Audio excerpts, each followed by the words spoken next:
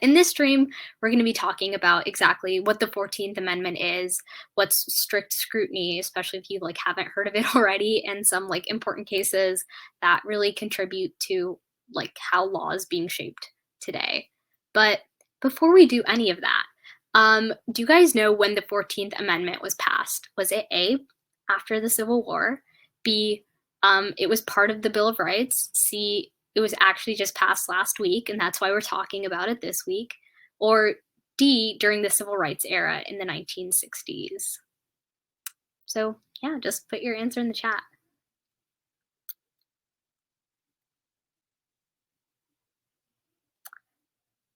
Okay, so it seems like the consensus, or what most people are saying, is after the Civil War.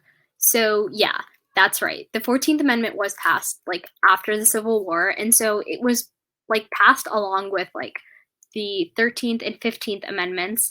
And so they were all part of this group of amendments that was passed at the same time. They were passed in order to they were passed during the Reconstruction era, right? And so it's incredibly consequential because of the fact that it addresses citizenship rights and equal protection under the law.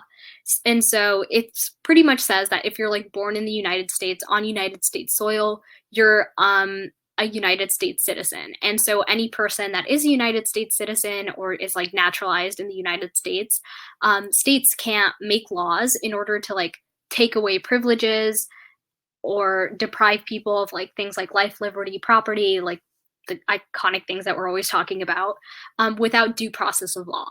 And so what that pretty much means is that if you are put in court or someone's hey, we have to put this person in jail, they can't just take you and put you in jail without rights, right? You have to have your day in court and be able to plead your own case. And so this was especially important because it kind of helped grant people who were formerly enslaved citizenship. And so it's part of the reason why the equal protection clause of this amendment is so important, because it's saying that it does not matter who you are, you will get equal protection under the law, because that's the entire point of the law, right? In order to make sure that everyone has equal rights and that no one's nobody's rights are taken away for absolutely no reason. And so now we'll just about what strict scrutiny is. And so this is something, it's legalese, right? Nobody's really going around in your day-to-day life talking about how strict scrutiny is applied to cases when they're in court. So what strict scrutiny is that it's a form of judicial review. And so it's used mostly when someone's suing the government because they feel that they're being discriminated against. So there's this thing called class action lawsuits, where pretty much people get together and they're hey, the government is discriminating against us in some way. So if you watch I think Get Away with Murder, this happens, and Annalise, the lead lawyer in that show, gets together with 50 different people, and she's oh, these prisoners are being denied their rights by the government. And so that's a case in which strict scrutiny would be applied, because they want to make sure that the government isn't discriminated against people for no reason, right? And so the reason why this works very well with the 14th Amendment is because of the 14th Amendment's protection clause, which says that everyone is going to be protected equally under the law, which is why it's called the Equal Protection Clause. So if you come across it on the AP test, just it's pretty straightforward. And so because the 14th Amendment wants to ensure legal protections are applied equally, and strict scrutiny is you don't want people to be discriminated against by the government, they work very together. They go very hand in hand. And so strict scrutiny pretty much has two tests. And so the first test is that there has to be some kind of compelling government interest. And so that pretty much means the government needs a reason to be passing this law. They can't just be discriminating against people for no reason. Although ideally you would want to make sure that the government isn't discriminating at all, right? But the second test is that the law also has to be very narrow. It can't be a very broad law that is causing undue burden on people for like absolutely no reason. You want the law to be as specific as possible and for it to have some kind of purpose. Like the government isn't just like walking around like discriminating against people. And so that's what strict scrutiny is. It pretty much just means that cases that go to like the courts, the government isn't able to like discriminate against people. And so like this is kind of a thing that like the government is only allowed to discriminate if it passes both of those tests. And so, yeah, if you guys have any questions about that, like drop them in the chat and I'll try to get to them. Or you can just click the ask a question button.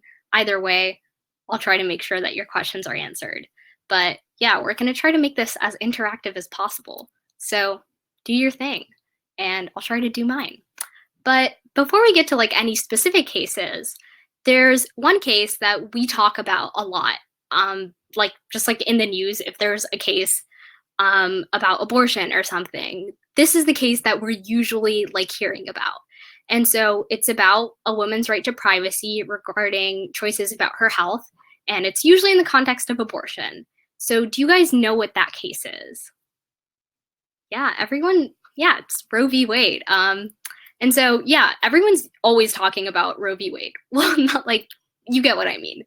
But so Roe v. Wade is a case that happened a while ago. But pretty much this woman whose name was Jane Roe, which isn't her real name. It's a name that was like not given to her, but it's used in order to like protect her privacy. She lived in Texas, and so she wanted to get an abortion. And so there was this Texas law that prohibited abortions except to save a pregnant woman's life. So that was like the only situation in which you could like get an abortion in Texas because of this law. So Jane Roe, this woman, she wanted to get one. And so she decided to file a lawsuit against Henry Wade, who was the district attorney of Dallas County in Texas. So that's why it's called Roe v. Wade. It's like the two people's names. But what ended up happening is that this case like went to the Supreme Court, right? And so the Supreme Court ruled that a woman's right to abortion, it falls within the right to privacy. That's like within the 14th Amendment. So this decision by the Supreme Court gave a woman a right to abortion during like the entirety of her pregnancy. And so it also like defined different levels of like state interest, because like the government would also want to balance protecting a woman's health and protecting like the potentiality of human life, right?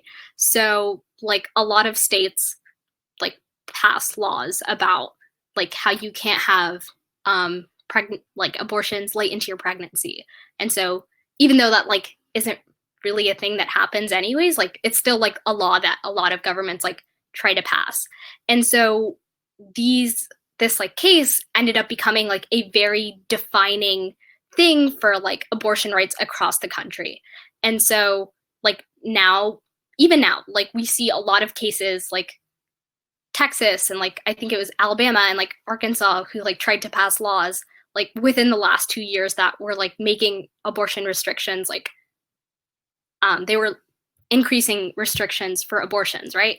And so that's something that we see a lot. And Roe v. Wade is the case that's talked about because it's usually like the case that has been like protecting abortion rights. So like overturning it would mean that there's not as many like protections for like that fundamental like right to privacy and women being able to like make their own decisions about their like healthcare. And so that's why it became like a very big case. But another case that is actually really important when it comes to like a right to privacy is Mapp v. Ohio. And so what ended up happening in this case, there's this woman named Dalry Mapp. And so police officers, they like went into her home without a search warrant. And so that's the really important thing to remember. They didn't have a proper search warrant when they decided to like conduct this like raid. And so the reason why they did that is because they believed that Dalry Mapp was harboring someone who was a suspected bomber. And so they didn't end up finding a suspect, but they did find like this like box or like this trunk for having obscene photos. And so that wasn't the reason why they were there in the first place, but Mapp ended up being arrested for having the photos, and she was convicted in an Ohio court. And so what Dollary Mapp ended up arguing was that her Fourth Amendment right had been violated because this was like an unlawful search and seizure. And so this like appeal ended up at the Supreme Court and so she ended up being like having the ruling be in her favor because all of that evidence was seized unlawfully. And so the Supreme Court said that without a search warrant, evidence, even if it's like found, it can't be used in a criminal prosecution. And so like that's why like nowadays like police officers are really careful that like if they are actually entering someone's home, like they do have a search warrant, because like you don't want to find like evidence that could be used in a criminal prosecution but not be able to use it because you never actually had the search warrant in order to like have discovered it in the first place. And so that's what happened in Mapp v. Ohio. But also the 14th Amendment, it also like you want to remember that the text of it does say that you can't have anything taken away from you without due process, right? So things like having a search warrant, having a lawyer represent you in court, that's all part of things that are like part of due process, because you want to make sure that if someone is like having their life or liberty or property like taken away from them, if they are put in jail for a period of time, that it's not done without like complete fairness. And so that's kind of what these cases are like trying to make sure happens. And so in that same vein of thought, do you guys know what Miranda rights are? They show up a lot in like criminal focused TV shows. Like if you watch like Law and Order or Criminal Minds, you might know a few. So like drop them in the chat.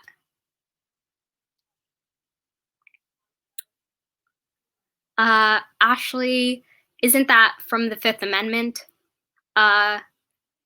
What specifically? Oh, you don't have to testify against yourself? Yeah, so people are saying things like the right to remain silent, the right to an attorney. Yeah, that one is the Fifth Amendment, the right to remain silent. But the Miranda rights, and the reason why they're referred to as the Miranda rights is because of this case called Miranda v. Arizona, which some of you like mentioned. And so evidently either everyone is watching these TV shows or they're just like very easy to remember. But either way, this case, Miranda v. Arizona, what ended up happening in it is that this man named Ernesto Miranda, he was arrested because he was like, there was this like kidnapping that happened a few weeks prior. And so there was like a lot of circumstantial evidence. And so Ernesto Miranda was arrested and he was taken into a police station into custody. And so one of the witnesses who was like part of the case identified him. So he was interrogated by the police for 2 hours. And so that interrogation, like, remember, it was like 2 hours long. Like, it resulted in a confession, and he signed a statement saying that like he did it, right? And so that's like a very like big thing. If you sign a piece of paper that says that like you committed this crime, then it's like, why would a jury not believe that you did it if you like say you did it? And so at the trial, like those written and the oral confession, they were both like presented to the jury. And so the jury obviously like found him guilty. And so he was sentenced to like 20 to 30 years of imprisonment for like each count of like the crime that he committed. And so this is like a pretty huge thing, right? Like 20 to 30 like years per count of the crime you committed, that's like your entire life. And so he ended up appealing this, right? And so the reason why like the Supreme Court ruled in favor of him was because he didn't actually know his rights prior to the investigation, right? So like the Supreme Court declared that his confession couldn't be actually used in the criminal trial, and it was overturned even though like he was convicted. And that case like ended up being important for like police officers and like people across the country because it required that everyone be read their like Miranda rights. That's why it's like named after him. Because if you don't know that you have the right to remain silent, if you don't even know that you have a right to an attorney, then it like you're kind of at a huge disadvantage there, right? Because like you don't know that you're allowed to not answer questions that the police are asking. And so, you know how they're like anything that you say can and will be used against you in like a court of law. So you might like be telling the truth, but end up like offering evidence that like further implicates you in a crime. And you just don't know that you're not allowed to talk, or you're allowed to not talk in this case. But yeah, that's why like Miranda v. Arizona is a super important case when it comes to like due process, because it makes sure that like you actually know the rights you have in a process when it comes to like being arrested and everything. And so this next case is Gideon v. Wainwright. It's very similar because it's also about like making sure that everyone has like an understanding and like access in a court of law. And so in Gideon v. Wainwright, which is like the case we're talking about, there was this man named Clarence Gideon. And so he was charged with a felony in a Florida state court, right? And so he went to the court, like, because he had to, and he told them that he was indigent. And so what that word means, if it comes up in the future, it just means that you're like poor. You can't afford an attorney.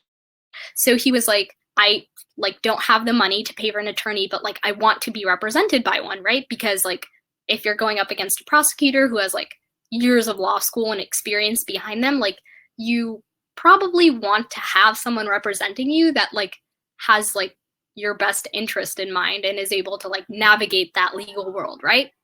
And so he was like, I want an attorney, but I can't afford one. And so the court was like, sorry, but no, because under the Florida law that existed at this time, you would only get an attorney if you were too poor to afford one, if you were charged with a capital offense. And so a capital offense, like a felony, is below that. So he did not meet the threshold to like be appointed an attorney. And so he like was convicted, and so like that was something that was like appealed all the way to the Supreme Court. And so after like the Supreme Court saw it, they were like, that's not really fair, right? Like if you're charged with a felony now because of that Supreme Court ruling, if you're too poor to afford one, you'll still be given legal counsel, like if you're charged with a felony. So that's like a pretty good thing, because if you're charged with a felony, like the punishment for felonies is like pretty intense. So you ideally want to be represented by someone that like has experience. And especially like if you just can't afford one, then that's like something where the justice system has to serve everyone, not just people who like have money. So that's why the Gideon v. Wainwright case is super important. But on that note, Loving v. Virginia is also a case that like comes up a lot when it comes to the 14th Amendment. So in this, oh, and also like feel free, if I'm going too fast, tell me to slow down. Or if you want me to go into like more detail about something, I can do that too. It's no big. We have like 40 more minutes. So Ashley's asking me if anyone's seen the movie. I was going to say that there was a movie about this. I personally have not seen it. But on that note, we can still talk about the case, because in Loving v. Virginia, there were these two people. Mildred Loving, she was an African-American woman who married Richard Loving, who was white. And so that's like an interracial marriage. And so in the state of Virginia at the time, Virginia had a law that said interracial couples cannot get married. And so it was like, because of like racism, it's pretty like straightforward. They didn't want like people who were white marrying people who were like not white. And so because of this law that like literally did not allow, Lance, it's cool, it's chill, we like no big. But so they couldn't get married in the state of Virginia because like Virginia would not allow them to. And they decided to go to Washington, D.C., which is next to Virginia. If you want to check a map and fact check me, I really hope I'm right about that one. But Washington, D.C. did allow interracial marriages to take place. So they like could get married there. But after they got married, when they came back, they were arrested for having like violated the law and having gotten married, even though they were like an interracial couple. And so in this case, after like it was appealed, and like I'm sure if you've seen the movie, like it was probably very emotional. The Supreme Court struck down the law that said interracial marriages could not happen because they were a violation. Because that law was a violation of like the Equal Protection Clause and like the Due Process Clause. Because not being allowed to get married just because of your race, that's not like really fair, right? Everyone's not like being protected under the law equally. It's just like a very like racially biased thing. And so yeah, that's why the Supreme Court was like, Kayla is asking, what was the year on this case? And so Loving v. Virginia happened in 1967. So yeah, happened in 1967. That was like in the 60s during the civil rights era. And so like it fits into like that context of where like schools were like being desegregated, interracial marriages were also like being allowed or being not disallowed. So allowed, same thing. But Griswold, Allison asks, what does due process mean? So due process means that we have these, I'm going to say processes, but like it pretty much just means that like everyone's being treated fairly under like the judicial system. And so it means that like if you are like being part of the judicial system, maybe you've been like convicted of a crime, for example, it means that if you cannot afford a lawyer, you have one provided to you. Because if you think about it, like we talked about in that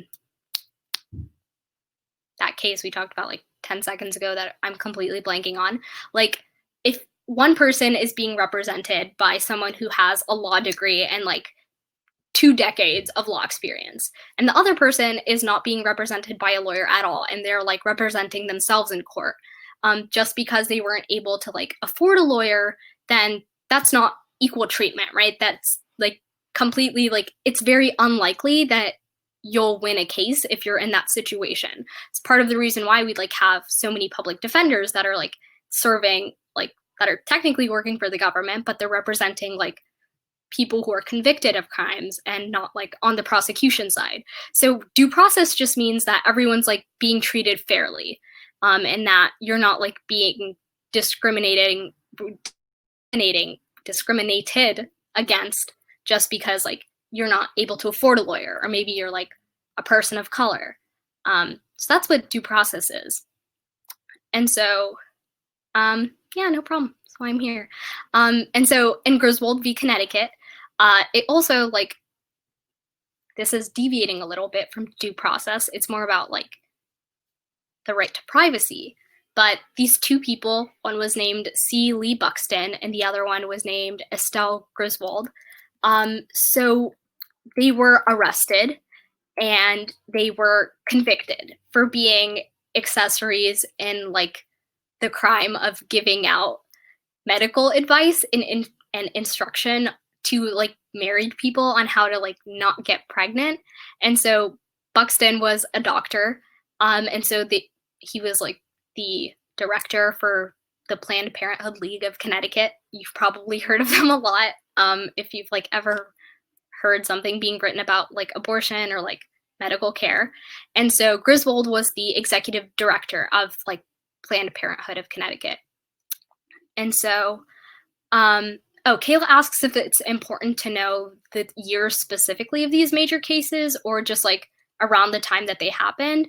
The year of the case, like honestly, like in my experience of having taken like test, it never really was important. Like as long as you know the context in which they happened. So like the civil rights movement, like a lot of these cases, like Loving v. Virginia or Brown v. Board of Education, like the era in which they happened is way more important than like the specific year, because you're probably not going to have to go into like the nitty gritty of like what was the exact context, like what was the month this case happened. That's not really important. You need to know like the big details and like what the impact of the ruling was. So like in like the case of Griswold v. Connecticut, it was that people have an implied right to privacy, right? And so that's way more important to understand like than knowing what year the case happened.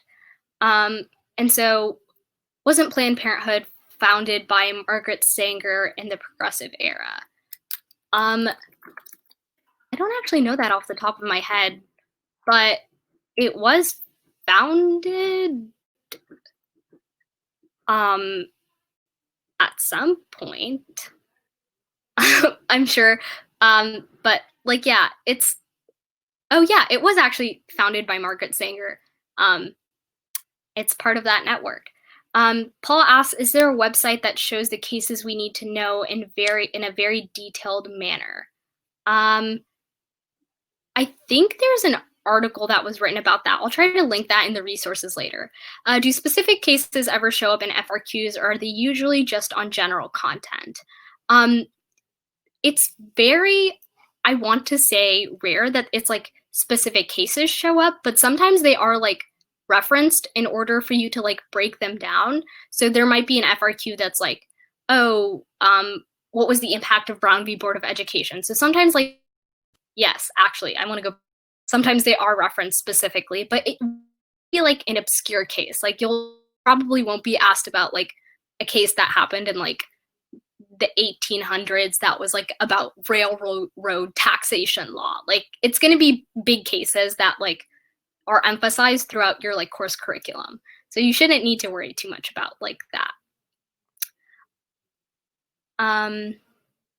Yeah, Ashley says oyas.com. That's like a very good resource because it like breaks down like the case and then ground in the ruling. So it's like a good resource to be able to like look at for just like general if you're interested about like cases that have happened, but also like stuff about like studying for AP exams, because it's like very understandable content, I want to say. But back to Griswold. So this like Connecticut law said that you weren't allowed to give out or assist people in preventing pregnancies. So like telling people to like use birth control was a crime. And so that's why like Griswold and Buxton were arrested, because like they were accessories to that crime because they were giving out like that medical advice, right? And so like in like suing the state, they were challenging like the premise of their arrest, because they were saying that like the state of Connecticut was like trying to violate people's privacy rights and like kind of like get into people's like private conversations and their like health advice. And so the Supreme Court ended up ruling in favor of like the people from Planned Parenthood, Griswold and Buxton, because they were saying that in the Bill of Rights, there's like an implied right to privacy. And so being married and like having your marriage, that's like part of that zone of privacy, right? So asking your doctor for medical advice on how to prevent a pregnancy. So like, what birth control should we use? It falls within that like implied right to privacy, right? Because the state was trying to prohibit people from using like contraceptives. And so that's something that would like violate people's freedoms. And so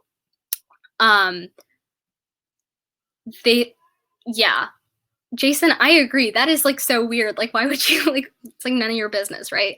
So the Supreme Court kind of ruled that like people have this implied right to privacy. And so this wasn't something that was like established in Griswold v. Connecticut, but it is something that was like further cemented in like law because of it. This might sound silly, not cool, but why wouldn't it be a violation of freedom of speech?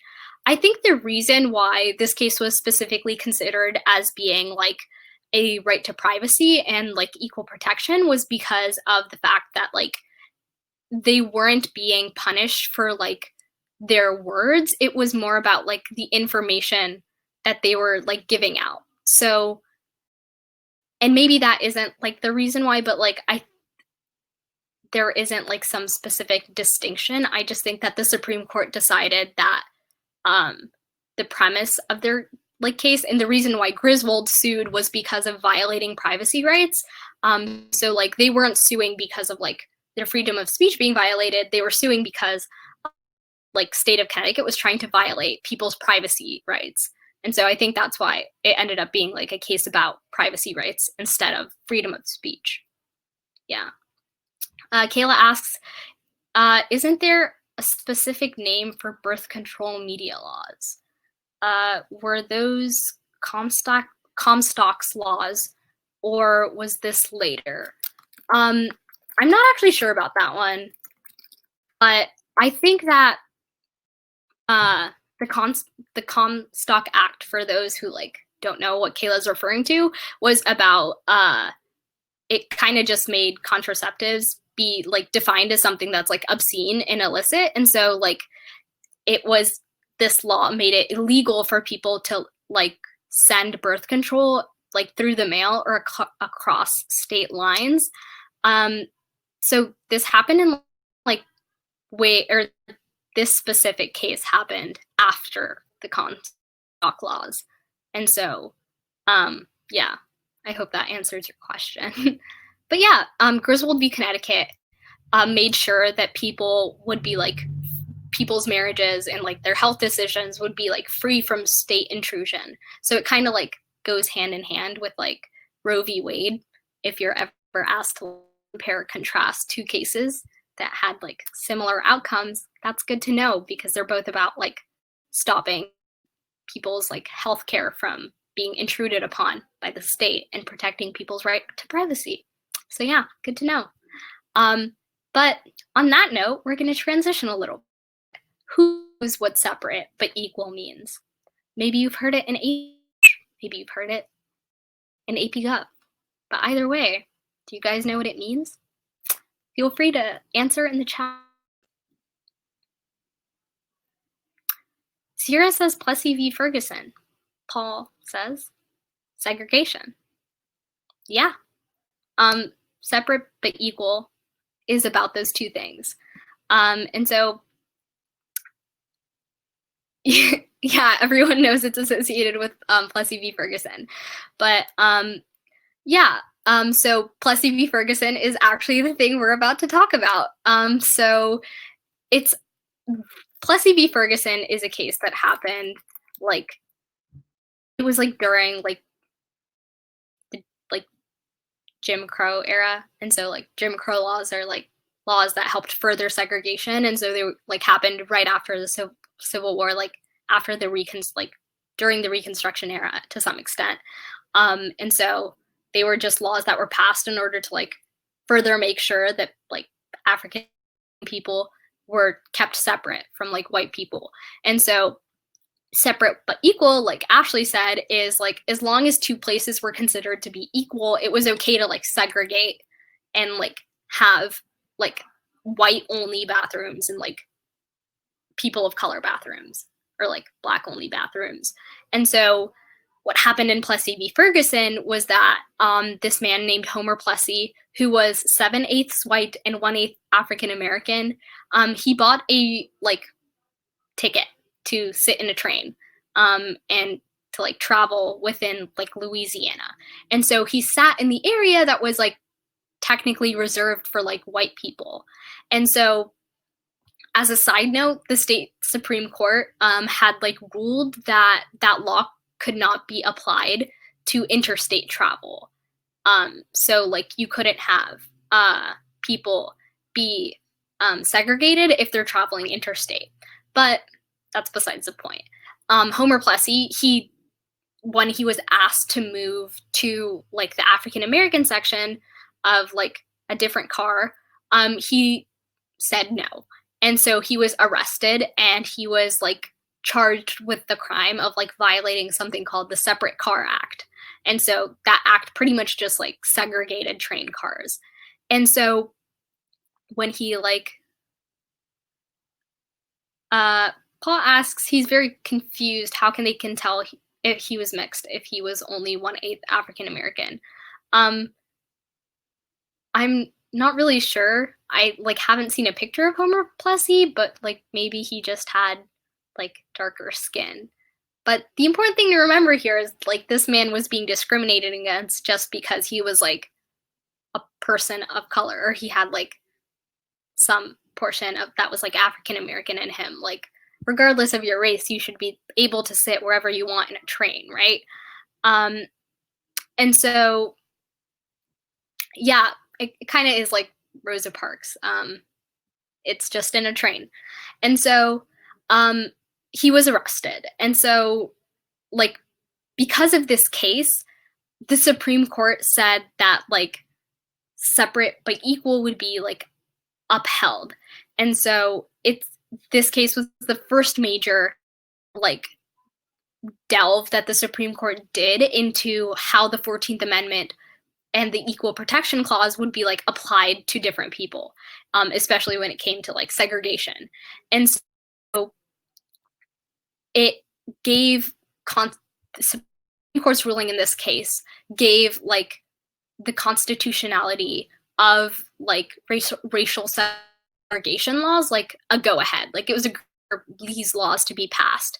And so, like, this whole idea of separate but equal was, like, completely, like, okay now. So it was like, if you have schools that are, like, segregated and they're only for, like, white students, it's allowed to happen as long as you also have schools for, like, African American and, like, Hispanic students, as long as they're, like, equal. And so you were allowed to segregate. Um, but yeah, that's what happened in Plessy v. Ferguson. And so, like, that standard was used for, like, reviewing further future racial segregation laws. And if they were, like, sued against, it was like the Supreme Court said it was okay as long as, like, people are being treated equally. And so, on that note, as we're talking about, like, racial segregation being upheld by the Supreme Court and the law, which case led to schools desegregating?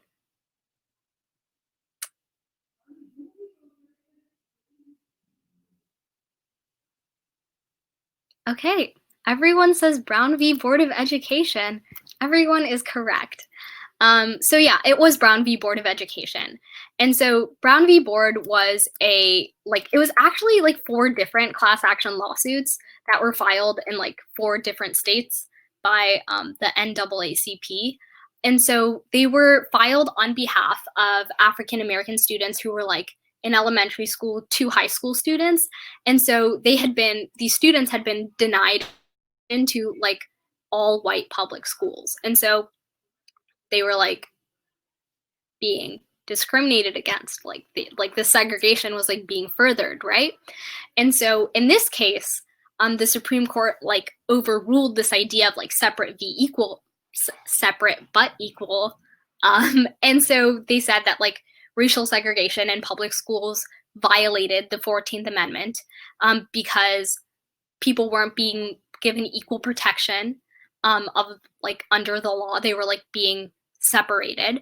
And so it also said that, like, these separate educational, like, schools, educational facilities for, like, African American students, like, and also white students, they were inherently unequal, because, like, think about it. Like, if legislatures that are made up of, like, white people, like, want to keep their areas, like, better and separate, they're probably not, like, building schools that are, like, or maintaining, like, the facilities and, like, giving people as up to date textbooks and, like, all that small stuff, that are, like, as good as the resources that, like, white students are being given in, like, their all white schools.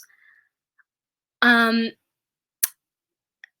Oh, SC is just a abbreviation for Supreme Court. Sorry if I did not clarify that, but, like, all these cases are, like, cases that made it to the Supreme Court, and, like, the ruling that I'm talking about is, like, the ruling that the Supreme Court upheld.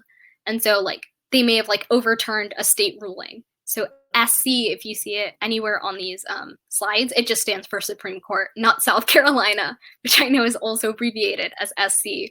So sorry, that one's on me for not clarifying.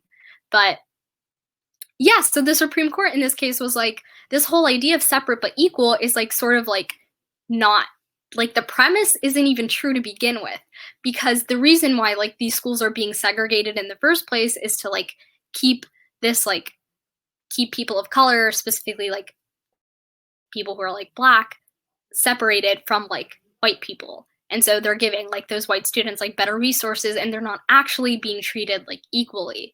And so but yeah, that's like how that was like the very beginning of the end for separate but equal. And so like it like began this like domino effect of like desegregating schools and then like public facilities. And so things like that like the government was putting out, those also had to be desegregated. And so like this case ended up being like very iconic. And so it's a huge case, especially for like furthering civil rights and desegregating schools. And so that's why it's really important to keep in mind. But that's all I have for you this week.